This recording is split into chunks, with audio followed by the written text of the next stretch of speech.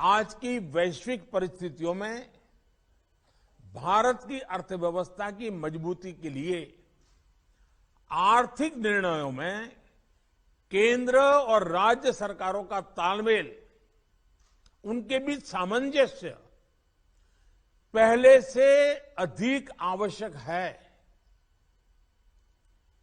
आप सभी इस बात से परिचित हैं कि जो युद्ध की परिस्थिति पैदा हुई है और जिस प्रकार से सप्लाई चेन प्रभावित हुई है, और ऐसे माहौल में दिनों दिन चुनौतियां बढ़ती जा रही हैं। ये संकट, वैश्विक संकट, अनेक चुनौतियां लेकर के आ रहा है। ऐसे संकट के समय में केंद्र और राज्यों के बीच तालमेल को, कोऑपरेटिव फेडरलिज्म की भावना को और बढ़ाना अनिवार्य हो गया है। अब मैं एक छोटा सा उदाहरण देता हूं। जैसे पेट्रोल डीजल की कीमतों का एक विषय हम सबके सामने है। देशवासियों पर पेट्रोल डीजल की बढ़ती कीमत का बोझ कम करने के लिए केंद्र सरकार ने एक्साइज ड्यूटी में कमी की थी। पिछले नवंबर महीने में कम की थी। केंद्र सरकार ने राज्यों से भी आग्रह किया था कि वो अपने यहां टैक्स कम करे और ये बेनिफिट नागरिकों को ट्रांसफर करे।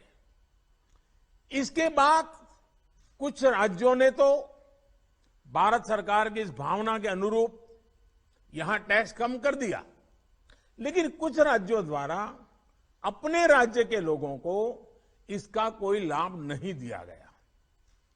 इस वजह से पेट्रोल डीजल की कीमतें इन राज्यों में अब भी दूसरों के मुकाबले कहीं ज्यादा है।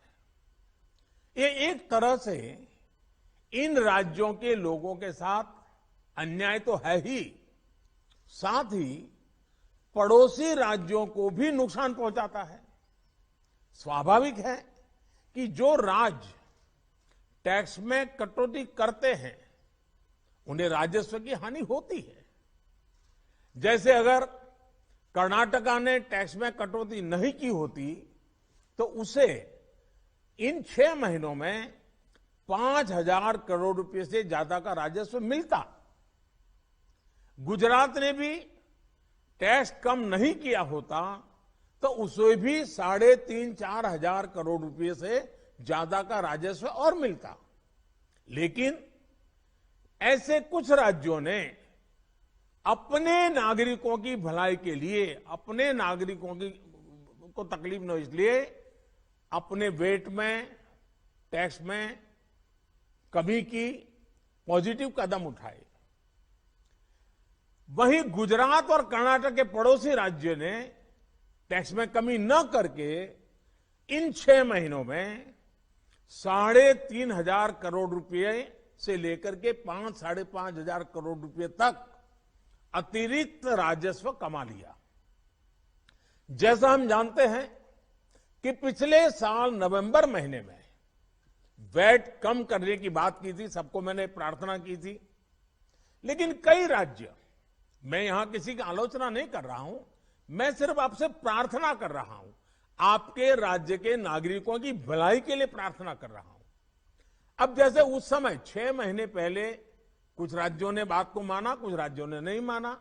अब कई राज्य जैसे महाराष्ट्र, पश्चिम बंगाल, तेलंगाना, आंध्र प्रदेश, तमिलनाडु, केरला, झारखंड, किसी न किसी कारण से उन्होंने इस बात को नहीं माना और उनके राज्य को, नागरिकों को बोझ कंटिन्यू रहा। मैं इस बात में नहीं जाऊंगा कि इस दौरान इन राज्यों ने कितना रेवेन्यू कमाया, लेकिन अब आपसे मेरी प्रार्थना है कि देश हित में आप पिछले नवंबर में जो करना था, 6 महीने डिले हो चुका है, अब भी आप अपने राज्य के नागरिकों को वैट कम करके इसका बेनिफिट पहुंचाइए।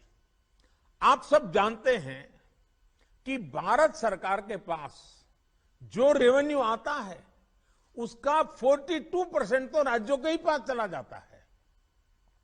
मेरा सभी राज्यों से आग्रह है कि वैश्विक संकट के इस समय में कोऑपरेटिव फेडरलिज्म की भावना पर चलते हुए एक टीम के रूप में हम सब मिलकर काम करें। अब मैं कई विषय हैं, बारीकी में नहीं जा रहा हूं, जैसे फर्टिलाइजर। आज हम तो फर्टिलाइजर पर दुनिया के देशों पर डिपेंडेंट है। कितना बड़ा संकट आया है, लगातार अनेक गुना सब्सिडी बढ़ रही है। हम किसानों पर बोझ ट्रांसफर नहीं करना चाहते।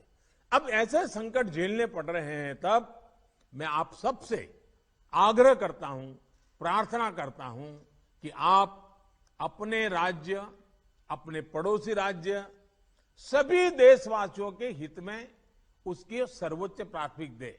मैं एक और उदाहरण देता हूं। अब नवंबर में जो करना था नहीं किया, इसलिए पिछले 6 महीने में क्या हुआ है, आज चेन्नई में, तमिलनाडु में पेट्रोल करीब 111 रुपया के पास है। जयपुर में 118 से भी ज्यादा है। हैदराबाद में 119 से ज्यादा है। कोलकाता में 115 से ज्यादा है। मुंबई में 120 से ज्यादा है।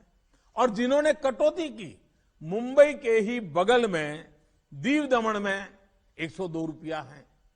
मुंबई में 120, बगल में दीव दमन में 102 रुपया। अब कोलकाता में 115, लखनऊ में 105, हैदराबाद में 120 करीब करीब, जम्मू में 106, जयपुर में 118, गुवाहाटी में 105, गुड़गांव में 105 है।